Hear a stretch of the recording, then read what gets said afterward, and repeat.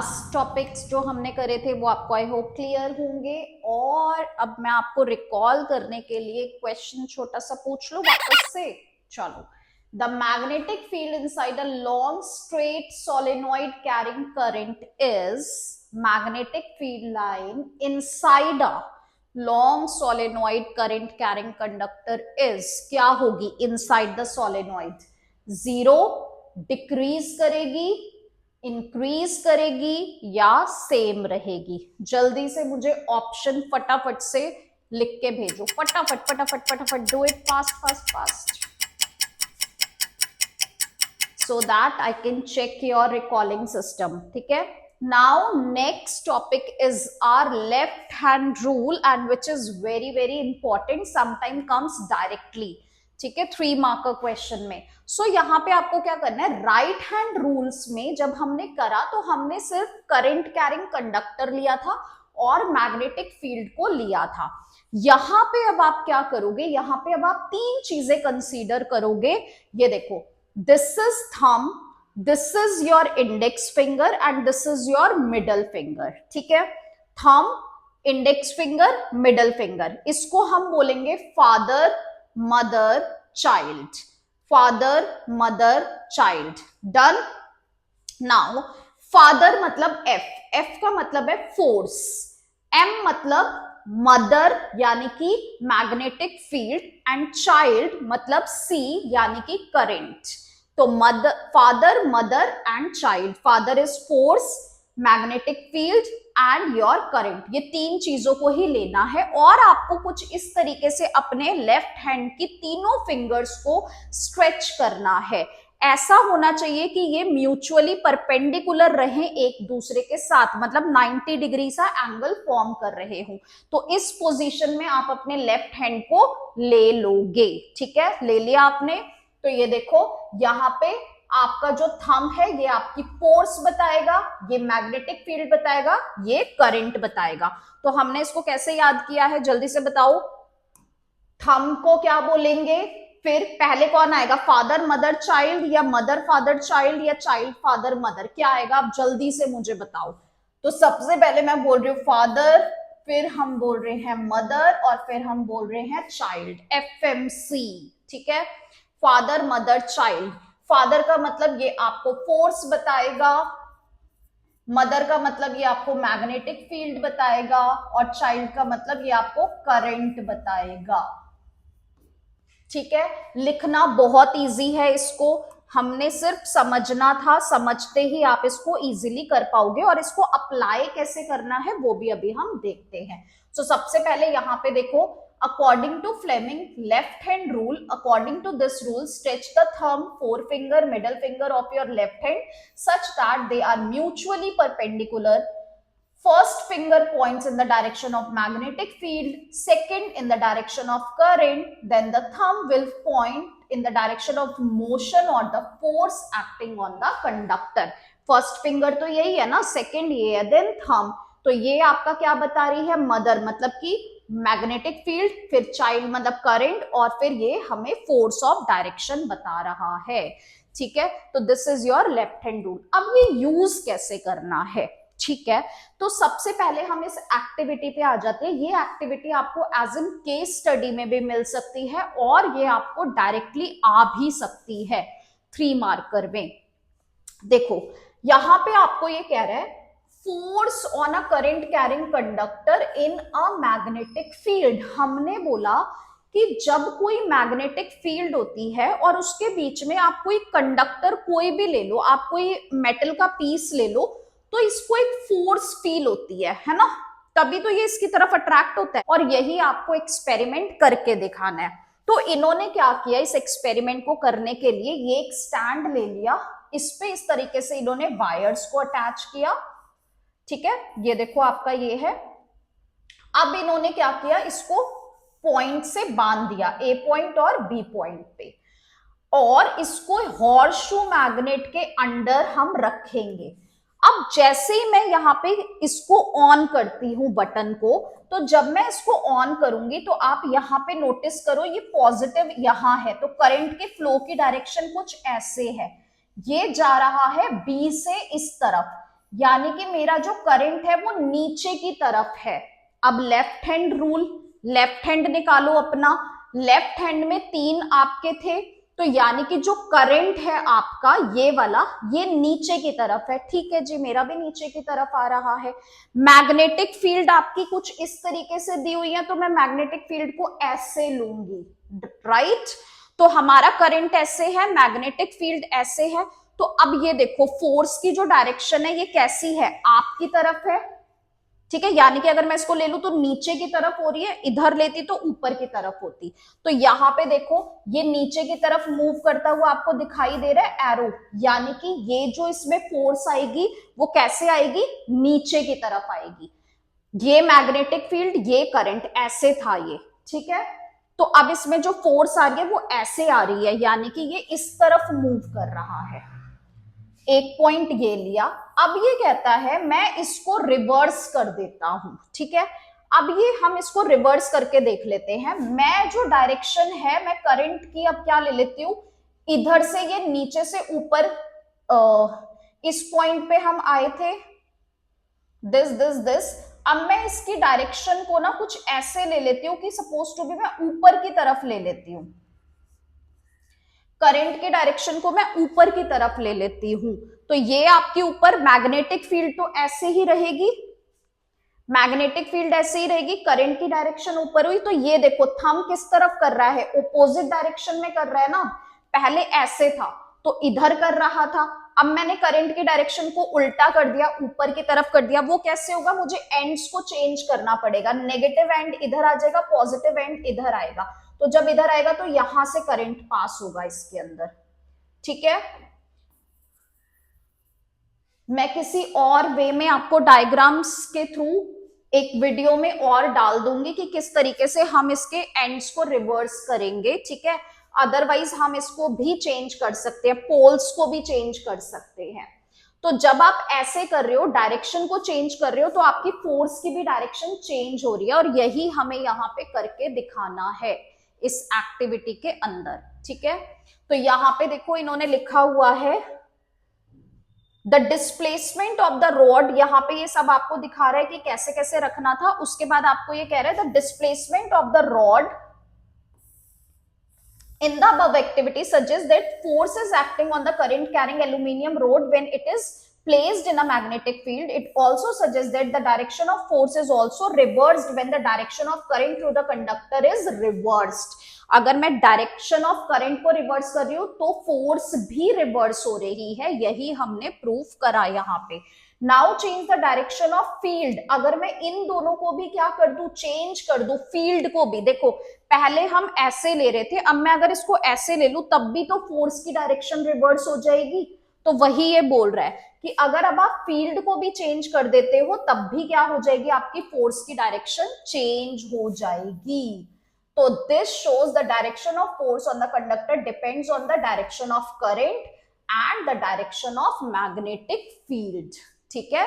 तो ये कहता है कि आप कैसे मैग्नेटिक फील्ड को चेंज कर सकते हो, by changing the direction of the field, by changing the direction of current. इससे आपकी जो फोर्स है वो क्या हो जाएगी, चेंज हो जाएगी, ठीक है। तो इस एक्टिविटी के थ्रू हमने ये समझा है।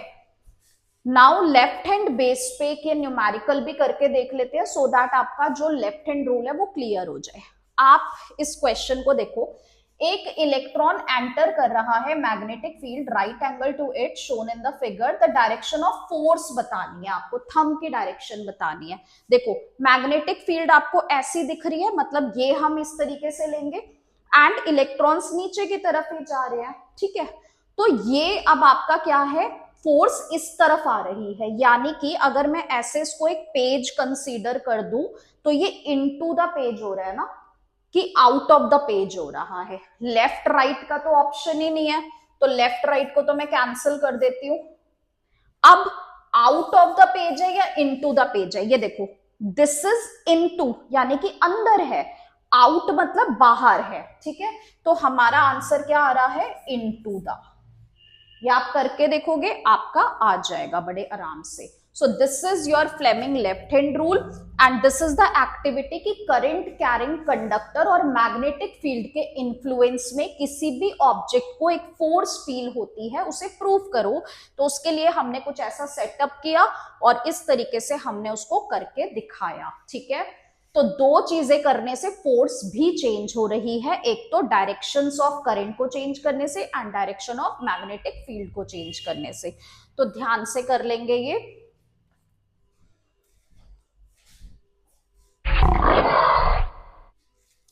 जागो जागो जागो सुबह हो गई, जल्दी से समझ लो नहीं तो देर हो गई। क्वेश्चन 3 ट्राई किया? जब तक बोलेंगे नहीं तब तक आप करोगे नहीं, तो प्लीज अभी करके देखो और आंसर बताओ जल्दी से क्या आया है आपका। पहले देखो मैग्नेटिक चैप्टर जब हम करते थे तो एक बड़ा भारी सा टॉपिक होता था इलेक्ट्रिक मोटर, इलेक्ट्रिक जनरेटर, ठीक है। फिर बीच में आ गया कोविड। कोविड में आप जैसे बच्चे, ठीक है, कैसे पढ़े थे आपको पता है, घर पे बैठ के आराम से हमने किया था अपना 9th 10th। तो आगे आते आते सीबीएसई वालों को रियलाइज हुआ कि भैया बच्चों पे बड़ा लोड है, ये टॉपिक्स हटा देते हैं। उन्होंने वो टॉपिक हटा दिए और उस चैप्टर को बना दिया बहुत ही आसान। तो अब वो चीजें हट जाने से आपका ये चैप्टर बहुत इजी हो गया। और ये वाला जो टॉपिक जिसे पहले आराम से इग्नोर हो जाता था, डोमेस्टिक इलेक्ट्रिक सर्किट, ये बन गया इंपॉर्टेंट पार्ट। और इसमें से बहुत सारे क्वेश्चंस आप लोगों को अब आते हैं, बहुत इजी है, बहुत पहले से आप लोग पढ़ते हुए आ रहे हो। नहीं भी समझ आया तो अब मैं हूं ना, करा दूंगी, टेंशन नहीं ले रही। चलो जी स्टार्ट करते हैं। डोमेस्टिक सर्किट में देखो क्या होता है, हमारे घर में जो बहुत सारे क्या है अप्लायंसेस लगे होते हैं। जो नॉर्मल सर्किट है उससे बहुत सारे अप्लायंसेस लिंकअप होते हैं, जैसे आपका गीजर है, फैन है, एसी है, लाइट्स हैं, ठीक है। तो अब देखो बेसिकली क्या हो रहा है कि जो हमारा सर्किट है उसमें पहले तो वायर्स कौन कौन सी आ रही है, उसमें हमारी 3 टाइप की वायर होती हैं। बेसिकली जो लाइट अप्लायंसेस होते हैं, जो ज्यादा करंट कैरी नहीं करते हैं, लाइट में होते हैं, ठीक है। जैसे आपका कोई भी लाइट हो गई, ठीक है, या किसी भी तरह का चार्जर पॉइंट हो गया, तो यहाँ पे 2 पिंस होती है। तो 2 पिंस का मतलब है वहां पे एक है आपकी लाइव वायर जिसमें हमेशा करंट फ्लो करेगा, और उसके साथ एक हम लगाते हैं न्यूट्रल वायर जिसमें करंट नहीं होगा। तो बेसिकली यहाँ पोटेंशियल डिफरेंस क्रिएट होगा, करंट जाएगा, ठीक है, और फ्लो करता रहेगा, इससे हमारा पाथ बना रहेगा फ्लो ऑफ चार्जेस के लिए। तो लाइव वायर जिसमें आपका हमेशा करंट फ्लो रहा है, उसके साथ हम न्यूट्रल वायर लगाएंगे। एंड जो हमारे हैवी अप्लायंसेस होते हैं, जैसे आपका अवन हो गया, जैसे आपका फ्रिज हो गया, आयरन हो गई, वहां पे आपके 3 आते हैं। 3 का मतलब है वो हैवी है। तो इन दोनों के साथ उनके साथ एक और होती है, 3 प्लग वाला होता है ना वो, ठीक है, कुछ इस तरीके से। तो इसमें जो थर्ड होती है वो होती है आपकी अर्थ वायर। अर्थ वायर क्या करेगी, जब भी कभी इन केस कोई एक्स्ट्रा करंट इसमें आ गया तो वो एक्स्ट्रा करंट इधर जाके अर्थिंग हो जाएगा, आपकी अर्थ उसको क्या कर लेगी, एब्जॉर्ब कर लेगी, जिससे आपका वो अप्लायंस जो है वो सेफ रहेगा, ठीक है। तो ये हमारा होता है, आपको ये बहुत ध्यान से करना है, ठीक है। Live wire positive, neutral wire black colour की नेगेटिव होती है, ठीक है। एंड अर्थ वायर जो है to metal plate connected in the ground. Ground में हर बिल्डिंग के नीचे आपकी क्या होती है, एक मेटल की प्लेट लगती है, और जितने भी सर्किट है वो उससे क्या हो जाते हैं, कनेक्ट हो जाते हैं, so that extra current earthing हो जाए, ठीक है। Provide safety for appliances with metallic body and prevent severe electric shock by giving leakage current a low resistance path। तो आपको करंट लगने का, शॉक लगने का चांसेस भी बहुत कम रहते हैं इसके अंदर, ठीक है। ये कुछ नॉर्मल सी चीजें हैं, ये दे रखी हैं। इसके अलावा यहाँ पे आपको बता रखा है कि आपका एक डोमेस्टिक सर्किट में एक वेरी इंपॉर्टेंट कंपोनेंट फ्यूज भी लगता है।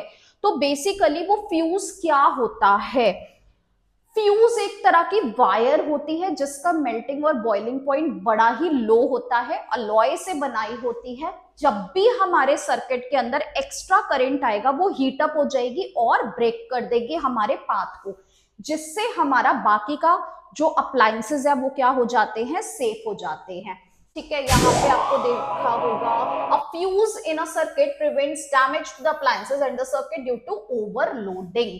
ठीक है, समटाइम हम ओवरलोडिंग भी कर देते हैं। तो यहाँ पे दो टर्म्स और आती हैं, एक आती है ओवरलोडिंग और एक आती है शॉर्ट सर्किटिंग। अब बेसिकली ये क्या है, फ्यूज का काम पता चल गया। मेटालिक वायर होती है, सर्किट में लगती है, लो मेल्टिंग पॉइंट और बॉइलिंग पॉइंट है। जब भी एक्स्ट्रा पावर का करंट आ जाएगा वो फ्यूज क्या हो जाएगा, मेल्ट हो जाएगा, और जिससे आपका सर्किट ब्रेक हो जाएगा और आपके अप्लायंसेस सेफ हो जाएंगे। ठीक है, फ्यूज को हम चेंज कर देते हैं।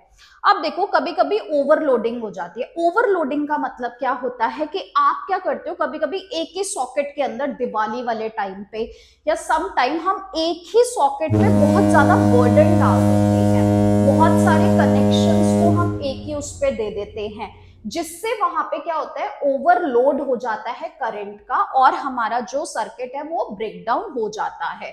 और समटाइम्स ये दोनों वायर कांटेक्ट में आ जाने से भी ऐसा हो जाता है।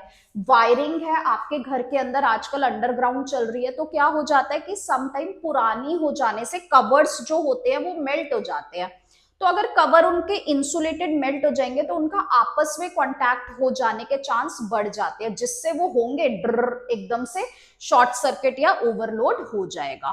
तो ये कहता है व्हेन लाइव वायर और neutral wire come into direct contact, और ये किसकी वजह से हो रहा है, इंसुलेशन ऑफ वायर के डैमेज होने की वजह से। तो इस सिचुएशन में करंट जो होता है वो अब्रप्टली इंक्रीज हो जाता है, और जिसे हम बोल देते हैं ओवरलोडिंग। तो पहले ओवरलोडिंग हो जाएगी और जैसी वो होगी वैसी शॉर्ट सर्किटिंग भी हो जाएगी, और उसी को ही आगे शॉर्ट सर्किट हो जाता है। तो हमारे जो फ्यूज लगते हैं उसका काम यही होता है। Use of fuse is prevent the electric current and appliances from a possible damage bye stopping the flow of unduly highly electric current. Clear है? तो फ्यूज का काम शॉर्ट सर्किटिंग एंड ओवरलोडिंग, ये आपको अच्छी तरह से कर लेने हैं। ओवरलोडिंग क्यों होती है, इसके कॉजेज आ जाते हैं। ठीक है, तो ये आप ध्यान से कर लोगे। तो यहाँ पे दे भी रखा है आपको एक कॉज जो हमने डिस्कस कर लिया था। Overloading is caused by connecting too many appliances to a single socket और accidentally hike in the supply of the voltage. So this is done for today. बहुत ध्यान से करोगे। ठीक है, बहुत सारे क्वेश्चंस आपको यहीं पे दे रखे हैं। तो मैंने पहले ही बोला था एनसीईआरटी बहुत ही ब्यूटीफुली एक्सप्लेन करी हुई है। आपको सारे इंटेक्स क्वेश्चन अगर आप कर लेते हो और एक एक लाइन को अच्छे से पढ़ लेते हो तो आपका ये चैप्टर बहुत ही प्यारी तरीके से क्या हो जाएगा, प्रिपेयर हो जाएगा। ये डायग्राम भी कर लेना, ये भी हो जाएगा। फ्यूज, ओवरलोडिंग, ये सब कुछ आपको यहाँ पे दे रखा है। So it's a complete notes. बहुत मेहनत